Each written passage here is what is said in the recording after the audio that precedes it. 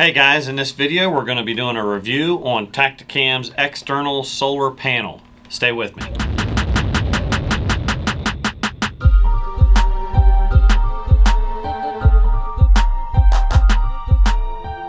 Welcome back to the channel. I'm Chris Ashley. This is Passion for the Wild and Wonderful. What I want to do is just a brief review of this Tactacam external solar panel system.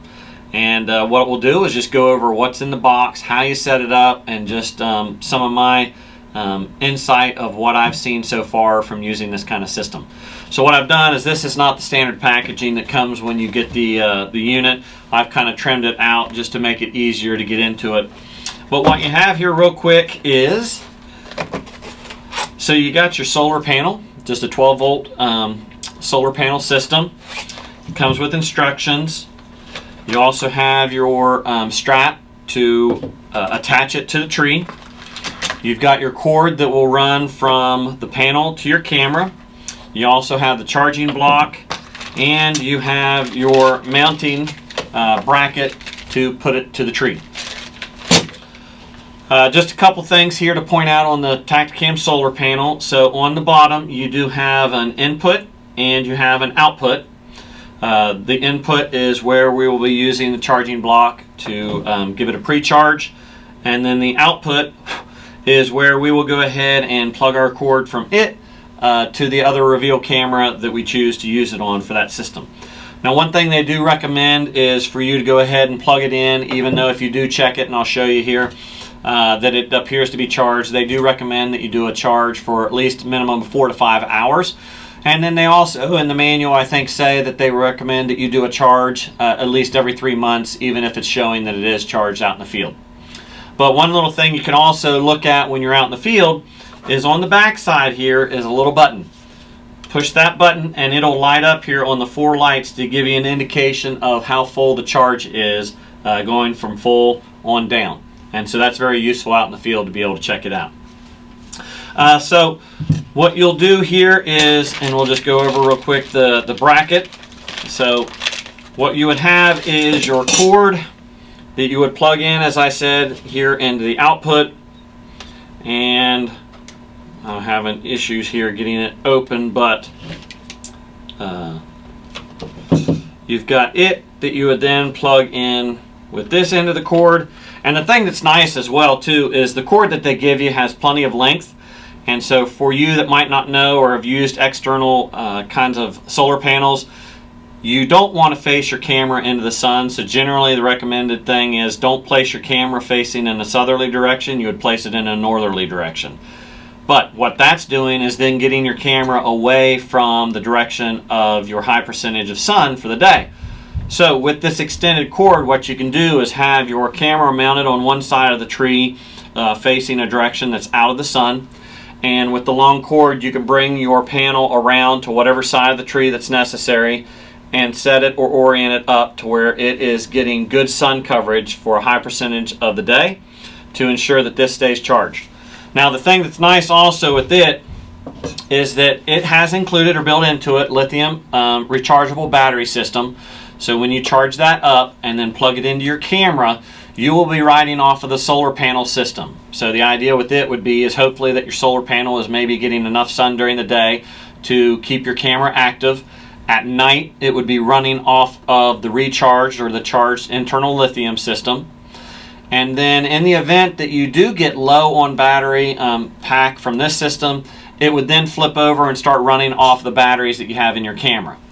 So that's a great benefit with it, is that you serve the batteries in your camera as a battery backup.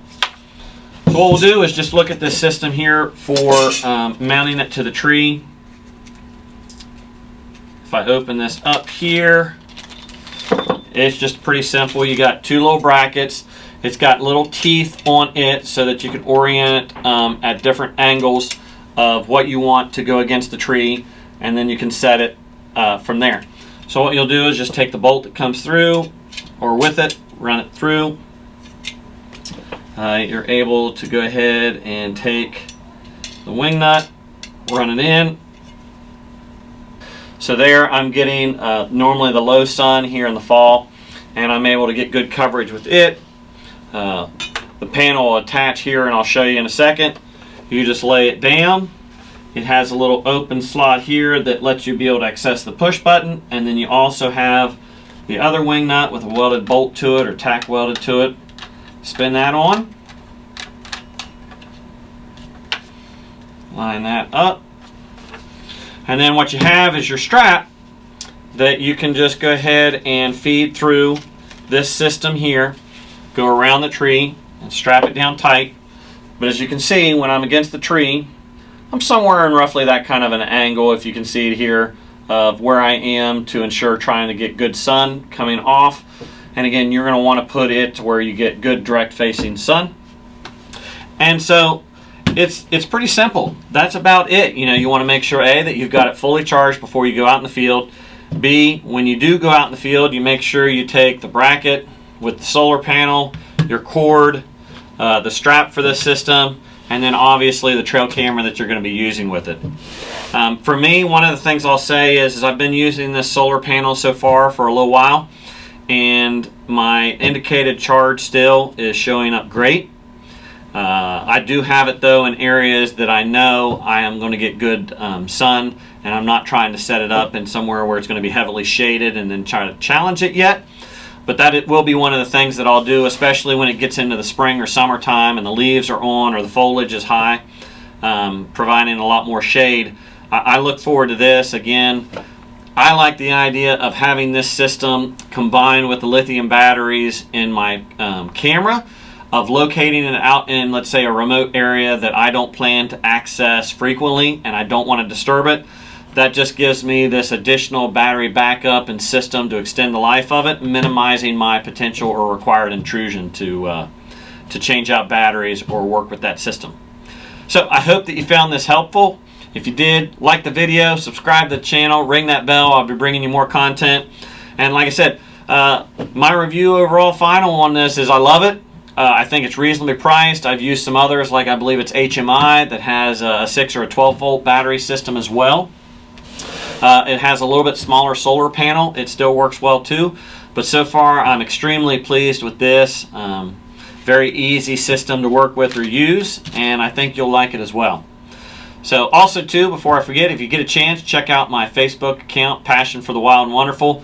Just one of our pages that we share with enjoying and the outdoors. And what we'll be doing is bringing to you more content as it comes along, and I appreciate you joining me. We'll see you on the next video.